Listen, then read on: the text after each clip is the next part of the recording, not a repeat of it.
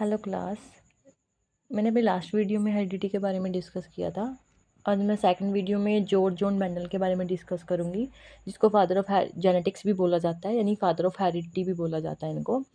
Mendel कौन था? एक साइंटिस्ट था जिसने थ्योरी दी थी हेरिडिटी के ऊपर। कुछ एक्सपेरिमेंट किए थे उसने पी प्लांट के ऊपर, और उसने थ्योरी दी थी 1866 में।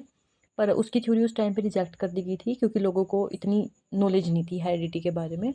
बट इन 90s में क्या हुआ था, जो नए 3 साइंटिस्ट आए थे उन्होंने दोबारा थ्योरी दी हेरिडिटी के ऊपर। तो उसके बाद जब लोगों ने उस थ्योरी को एक्सेप्ट किया, तब जाके जो दोबारा रीडिस्कवरी हुई हेरिडिटी थ्योरीज की जो रीडिस्कवरी हुई, उसके बाद ही मेंडल की जो थ्योरीज थी उनको एक्सेप्ट कर लिया गया।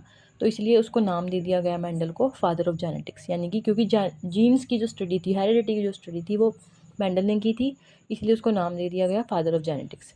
तो मेंडल ने जो एक्सपेरिमेंट किया था हेरिडिटी के ऊपर, यानी कि जो एक्सपेरिमेंट किया था वो किसके ऊपर किया था? पी प्लांट के ऊपर किया था। पी प्लांट का साइंटिफिक नेम है पीजम स्टैबियम। तो क्या क्या खासियत थी उसकी कि उसने पी प्लांट ही क्यों चूज़ किया था? पहला, शॉर्ट लाइफ साइकिल, कि उसकी जो लाइफ साइकिल है वो बहुत छोटी है। इससे क्या फ़ायदा होगा? Result of experiment were obtain in less time, कि जो रिजल्ट मिलेगा उसको वो कम टाइम में मिल गया था, इसलिए उसने पी प्लांट चूज़ किया। सेकेंड रीज़न क्या था? Could be grown through out year, मतलब पी प्लांट को साल में कभी भी उगाया जा सकता था। तो more experiment can be done in the year, तो जिससे ज़्यादा एक्सपेरिमेंट, एक साल के अंदर ज़्यादा से ज़्यादा एक्सपेरिमेंट हम उसके ऊपर कर सकें। चॉइस ऑफ क्रॉस और सेल्फ फर्टिलाइजेशन, उसने चूज़ किया था कि वो क्रॉस भी करवा सकता है फर्टिलाइजेशन, और सेल्फ भी करवा सकता है। तो इसमें फ़ायदा क्या हुआ इस चीज़ का? Mendel could conduct experiment has पर हिज डिज़ायर, कि वो अपनी मर्जी से कभी भी एक्सपेरिमेंट के ऊपर कंडक्ट कर सकता था, मतलब पी प्लांट के ऊपर कोई भी एक्सपेरिमेंट कंडक्ट कर सकता था।